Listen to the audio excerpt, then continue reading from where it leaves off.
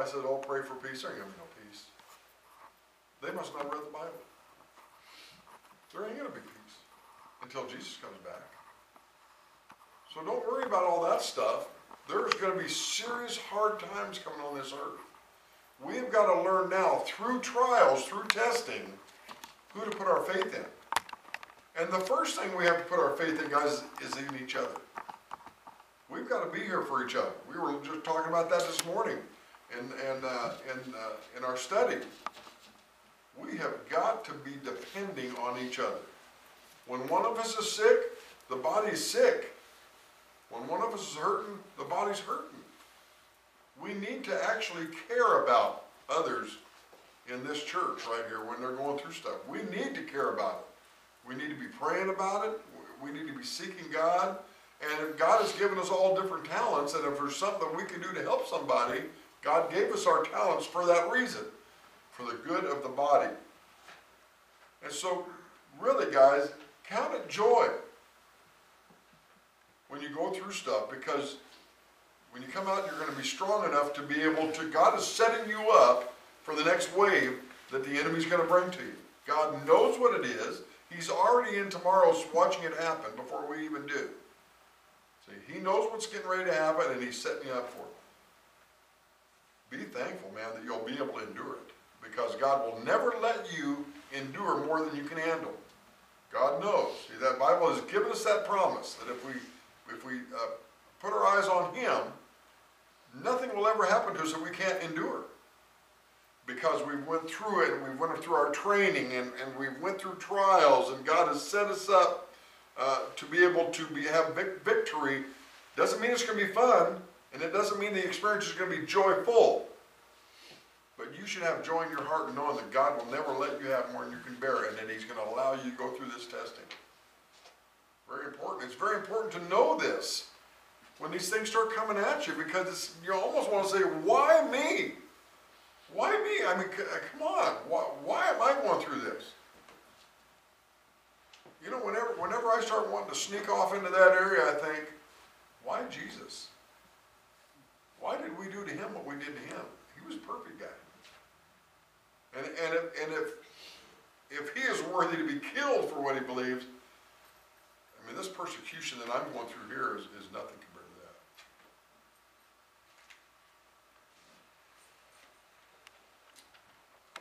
Perseverance. On to verse 4. The reason why that we develop perseverance is here in verse 4. Check this out. Perseverance must finish its work. We have got to persevere. We've got to complete that perseverance so that you may be mature and complete, knowing what you can handle, knowing that God is stronger than anything that could ever come against you. We have got to persevere. We've got to not only go through the trial, we've got to come out of it victoriously. Perseverance. So that you may be mature and complete, not lacking anything. We have got all we need. Sometimes we don't choose to use what we know is the maturity that we have gotten from previous experience. You know, it's like drug addicts. I like to use that because that was what I've been delivered from. But you'd think that after throwing up so many times that you wouldn't do that again. But maturity hadn't come until you've been delivered from it. You know, whatever it is that you keep bumping your head on, there's going to come a time where you say, man, I've got to learn from my mistakes. I got to stop it. You know, stop it. I love that. Wasn't that good? Has everybody in here seen that video clip? Bob Newhart. If you haven't seen it, go home and Google it. Bob Newhart, stop it. It is the funniest thing. I'm telling you, it is just awesome. But it is the solution to the problems. Stop it. So, once we have persevered, now guys, this is the Word of God. This is God's letter to us, telling us how we can get by in this lost and dying world that we live in. See, because this ain't our home. It's kind of like we've been put here for a while, but the stuff that's going on here is foreign to us. You know, there's perversion in all forms of government everywhere you go. You know, we've got homosexual judges now. One in California that is refusing to perform heterosexual marriages. Straight up perversion. Can you imagine trusting someone like that to balance justice? But that's what we got. If any of you lacks wisdom, you know, this is so awesome because it's so clear. If any of you lacks wisdom, he should ask God, who gives generously. You want wisdom? You want to be wise? Have you asked him for it? Have you asked God to give you wisdom? Who gives generously to all, everybody. If you ask earnestly, if you really want wisdom, ask God. Because the Bible, the Word of God says he gives it to all. Without finding fault. And it will be given to him. You say, well, you know, I'm not perfect. I hate it when people say, I'm not perfect. I'm only human. Do you think God didn't know that? And he gave us our instructions knowing how we are. You know. So it's saying if you want to have wisdom, if you want to be able to discern things, ask our Father for it. He'll give it to you. How often do we really seek him when things are going bad? In the middle of our trial, how many of us really spend time with Dad right in the middle of the trial? Man, you know, it seems like we're just so happy to be able to get through the thing. It may be an afterthought, but guys, it needs to be a forethought. When things are going bad, we need to say, Father, I know your word says. I know what your word says. You're going to bring me through this thing and make me stronger.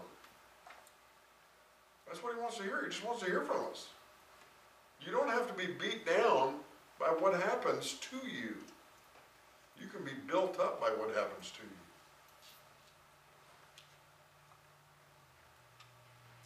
But he who asks, now check this out now. You got to believe that God is who he says he is. But it says, but when he asks, he must believe and not doubt. God said it, that settles it. You may think that you're not worthy to have wisdom. Guys, God said it. Believe it.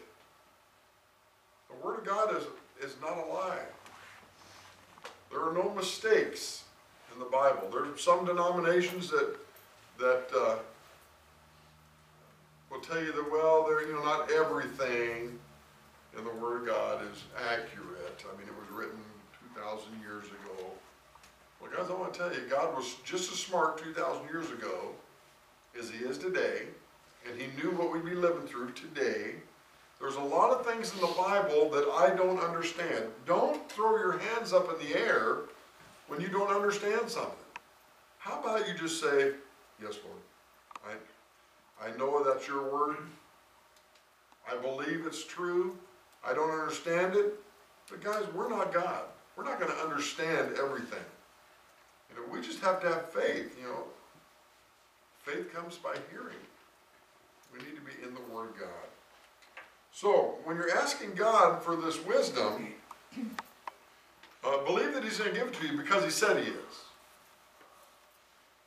Because he who doubts is like a wave of the sea, blown and tossed by the wind. Unstable. You doubt God, you're not going to be stable. That man should not think he will receive anything from the Lord. If you're doubting that he can do it, you ain't going to get it. You know, if you think that you have to be worthy, you ain't going to get it. Just like salvation. Don't think you got to get worthy to get it. You know.